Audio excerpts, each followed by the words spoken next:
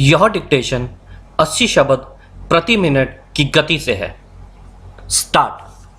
उपसभापति महोदय, व्यवस्था से लाभ उठाने वालों की परिवर्तन के लिए अनिच्छा और तत्कालिक संदर्भ में ही समझा जा सकता है, क्योंकि अगर सुधार में देरी हुई तो हमें भारी उथल-पुथल का सामना करना पड़ सकता है। अध्यक्ष महोदय, आपने विश्व में परस्पर निर्भरता और शांतिपूर्ण समायोजन बढ़ाने के महत्व और परिणामों पर उचित ही जोर दिया है। हमारा स्पष्टता घोषित विचार, जिसे मैं फिर दोहराना चाहूँगी, यह रहा है कि विश्व की समस्याओं का समाधान टकराव से नहीं हो सकता। विश्व समुदाय को मिलजुल कर और शांति के साथ विश्व के समग्र उत्पादन और उपभोग के बीच ऐसे संतुलन की खोज करनी होगी जिससे प्रत्येक राष्ट्र को उसका उचित हिस्सा मिल सके।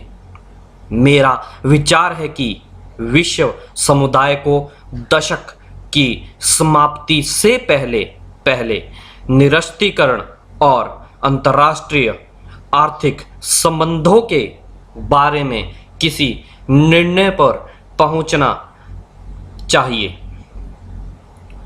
मुख्य प्रश्न बुनियादी प्रौद्योगिकी है, यानी यह है कि हम कैसे भविष्य चाहते हैं। क्या हम चाहते हैं कि विकासशील देश केवल कच्चे माल और सस्ते श्रम को जुटाते रहें और पूंजीगत सम्मान निर्मित वस्तुओं तथा प्रौद्योगिकी की अपनी अधिकांश आवश्यकताओं की पूर्ति के लिए विकसित देशों पर निर्भर बने रहें। कृषि हमारी अर्थव्यवस्था का सबसे बड़ा क्षेत्र है। उसे तब तक आधुनिक रूप नहीं दिया जा सकता जब तक उसको वैज्ञानिक और तकनीकी आधार न प्रदान किया जाए। इस परिवर्तन की आवश्यकता को स्वीकार करने की अनिच्छा के कारण ही विकासशील देशों के औद्योगिकीकरण के प्रयासों की योजना की जाती है और व्यापार, प्रौद्योगिकी तथा विकास संबंधी वर्तमान व्यवस्था को जारी रखने का आग्रह किया जाता है।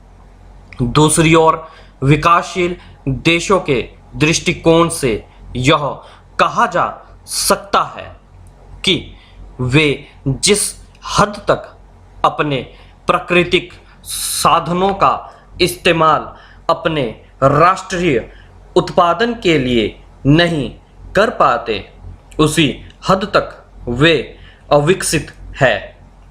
इस शताब्दी के 5वें दशक के आरंभिक वर्षों की तुलना में वे अब यह महसूस करते हैं कि आर्थिक विकास एक जटिल प्रक्रिया है, जिसके अंतर्गत प्रमुख रूप से उन्हीं को प्रयास करना होगा, लेकिन इस प्रयास में वर्तमान आर्थिक संबंधों और रुझानों के रूप में एक बड़ी बाधा खड़ी हो जाती है।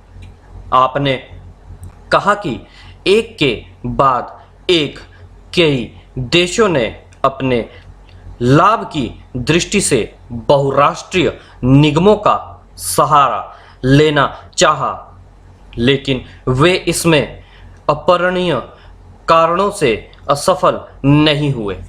Full stop.